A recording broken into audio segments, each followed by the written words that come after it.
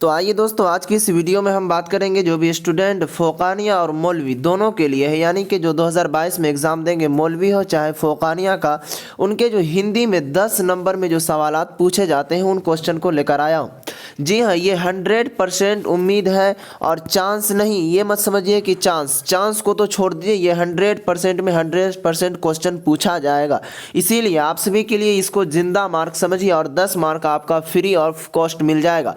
तो चलिए हम वीडियो को शुरू करते हैं। शुरू करने से पहले आपसे एक छोटा सा रिक्वेस्ट है, अगर इस चैनल पर पहली बार आए हुए हैं तो इस चैनल को ज़रूर सब्सक्राइब कर लीजिए और बेल आइकन को प्रेस कर लीजिए ताकि मैं कोई भी वीडियो डालूं तो सबसे पहले आप तक पहुंचे। और वीडियो पसंद आए तो लाइक ज़रूर कीजिएगा। तो आइए साथियों, देखेंगे जैसा कि इस क्वेश्चन में मैं क्या बताने जा रहा हूं कि मैं कह रहा हूं कि जिंदा मार्क है ये 10 नंबर का। तो देखेंगे आपके जो एग्ज़ाम होता है, चाहे फोकानिया हो चाहे मौलवी हो, तो हिंदी का जो सवालात आता है उनमें आपको निबंध पूछते हैं, जिसे हम मजमून कहते हैं उर्दू में। तो निबंध जो पूछते हैं आपको, तो उस पर कहता है निबंध लिखने के लिए कोई एक टॉपिक दे दिया जाएगा, उसमें 4 या 5 टॉपिक दे दिया जाएगा, उसमें से किसी एक टॉपिक पर आपको बोलेगा निबंध लिखने के लिए। तो चलिए आज हम 2 टॉपिक पर आपको बताएंगे निबंध लिखने के लिए। ये फोकानिया और मौलवी दोनों स्टूडेंट के लिए है। तो चलिए हम दिखाते हैं आज क्या क्या चीज़ पर हम निबंध लिखने वाले हैं। देखेंगे साथियों, जिस तरह अभी प्रदूषण की समस्या बहुत ही काफ़ी ज़्यादा है, तो प्रदूषण के ऊपर आपको कह देगा कि निबंध लिखने के लिए, तो आपको डायरेक्टली निबंध जो लिखना है इस टाइप से लिखना है, नीचे दिया हुआ। चलिए बताते हैं हम प्रदूषण की समस्या।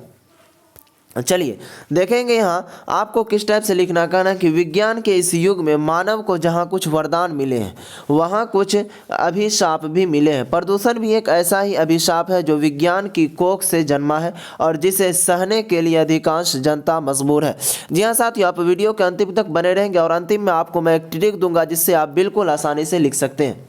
और चलिए यहाँ देखेंगे, कह रहा प्रदूषण का अर्थ है प्राकृतिक संतुलन में दोष पैदा होना, न शुद्ध वायु मिलना, न शुद्ध जल मिलना, न शुद्ध खाद्य मिलना, न शांत वातावरण मिलना। प्रदूषण कई प्रकार का होता है। प्रमुख प्रदूषण है वायु प्रदूषण, जल प्रदूषण और ध्वनि प्रदूषण। आपको इस टाइप से लिखना है और प्रैक्टिस करना। कह रहा प्रदूषण के कारण मानव के स्वस्थ जीवन को खतरा पैदा हो गया है। खुली हवा में लंबी सांस लेने तक को तरस गया। मनुष्य गंदे जल के कारण कई बीमारियां पैदा हो जाती है। आगे है कि भोपाल गैस कारखाना से ऋषि गैस के कारण हजारों लोग मर गए, कितने अपंग हो गए। पर्यावरण प्रदूषण के कारण न समय पर वर्षा होती है, न सर्दी गर्मी का चक्र ठीक चलता है। सूखा, बाढ़, ओला आदि प्राकृतिक प्रकोपों का भी कारण प्रदूषण ही है। चलेंगे आगे, कह रहा प्रदूषण को बढ़ाने में कल कारखाने, वैज्ञानिक संसाधनों का अधिकाधिक प्रयोग, फ्रिज, कूलर, वातानुकूल ऊर्जा संयंत्र आदि दोषी हैं। प्राकृतिक संतुलन का बिगड़ना भी प्रदूषण का मुख्य कारण है। वृक्षों को अंधाधुंध काटने से मौसम का चक्र बिगड़ा है। उसके बाद है कि घनी आबादी वाले क्षेत्रों में हरियाली न होने से भी प्रदूषण बढ़ा है। आगे कह रहा है विभिन्न प्रकार के प्रदूषणों से बचने के लिए हमें चाहिए कि अधिकाधिक वृक्ष लगाए जाए, हरियाली की मात्रा अधिक हो, सड़कों के किनारे घने वृक्ष हों, आबादी वाले क्षेत्र खुले हों, हवादार हो, हरियाली से ओत प्रोत हों। कल कारखाने को आबादी से दूर रखना चाहिए और उनसे निकले मल को नष्ट करने का उपाय सोचना चाहिए। तो जी हाँ साथियों, जैसा कि आप सभी ने इनको पढ़ा, मुझे जहाँ तक लग रहा आपको अभी तक कुछ भी समझ में नहीं आया होगा। तो देखेंगे प्रदूषण के बारे में आप समझिए।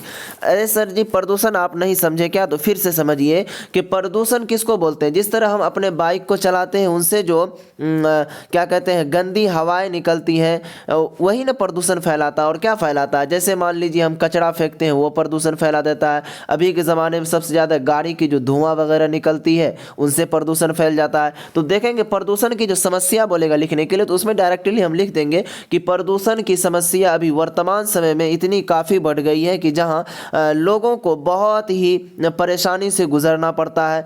बहुत सारी चीज़ जो आपके जहनों में आते हैं, जैसे क्या कहते हैं सांस लेने में परेशानी होती है। उसके बाद क्या कहते हैं, बाहर अगर हम निकलते हैं तो घूमने फिरने में परेशानी होती है। और क्या कहते हैं, जैसे कि हरे गाछ वृक्ष जितने भी पेड़ पौधे होते हैं उनको काट दिया जाता है, उनके वजह से भी प्रदूषण की समस्या हो जाती है। तो इस टाइप से आपको लिख देना। आप चलेंगे दूसरा में कि आपको वो जब बोल देगा एक और दूसरा चीज़ कि उसमें भी लिखने के लिए, तो मैं इस पर 2 टॉपिक पर बनाया हूँ।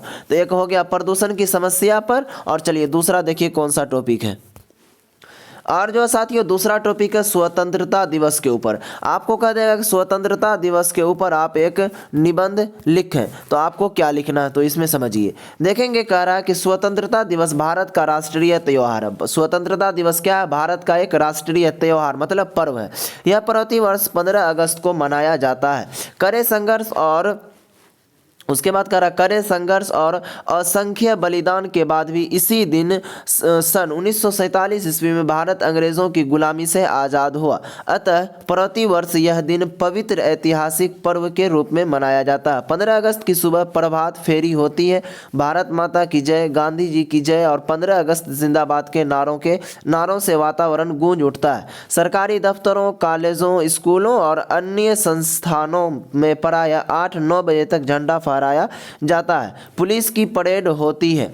चारों ओर जनगण मन की ध्वनि से वातावरण देशभक्तिपूर्ण हो जाता है। दिल्ली के लाल किले पर प्रधानमंत्री झंडा फहराते हैं। जगह जगह मिठाइयाँ बांटी जाती है। इस अवसर पर जहाँ तहाँ गोष्ठियाँ, कवि सम्मेलन और प्रतियोगिताओं का आयोजन होता है। मैदानों में खेल कूद की प्रतियोगिता होती है। स्कूल कॉलेजों में देश के महावीरों पर फिल्में दिखाई जाती है। देश की समृद्धि विकास की कामना की जाती है। इस प्रकार सुबह से रात 10-11 बजे तक स्वतंत्रता दिवस बड़ी धूमधाम से मनाया जाता है। हिंदू, मुस्लिम, सिख, ईसाई सभी देशवासी मिलजुल कर धूमधाम से यह त्यौहार मनाते हैं तथा हमारी एकता और सुदृढ़ होती है। स्वतंत्रता दिवस हमारे हजारों लाखों बलिदान का प्रतिफल है, अतः इसे सुरक्षित रखना और इसकी महत्ता को बनाए रखना समस्त देशवासियों का परम कर्तव्य है। तो देखेंगे साथियों इस टाइप से तो आपको बहुत भारी लगा होगा, तो इसको इस टाइप से भी हम इजी करके लिख सकते हैं कि स्वतंत्रता दिवस क्या है। तो इसको इस तरह लिख सकते हैं कि स्वतंत्रता दिवस एक भारत का राष्ट्रीय त्यौहार है यानी पर्व है। और उसके बाद लिख देंगे कि यह हर वर्ष 15 अगस्त को मनाया जाता है। यानी कि इस वर्ष को इसलिए 15 अगस्त स्वतंत्रता दिवस को इसलिए मनाया जाता है क्योंकि इसी दिन 15 अगस्त 1947 ईस्वी को भारत क्या कहते हैं अंग्रेज़ों के गुलामी से छुटकारा मिला था। और क्या कहते हैं इसमें हज़ारों के जान गए थे। और इसी टाइप से आपको जो भी, लेकिन शुरू वाला जो वर्ड लिखेंगे ना उसमें अच्छी तरह से 2-3 वर्ड लिख दीजिए। उसके बाद बीच में आपको जो मन में आता है वो लिख देंगे, तो इंशाल्लाह आपका मार्क्स नहीं कटेगा। तो जी हाँ साथियों, इनमें आपका 10 नंबर का ये सवालात थे।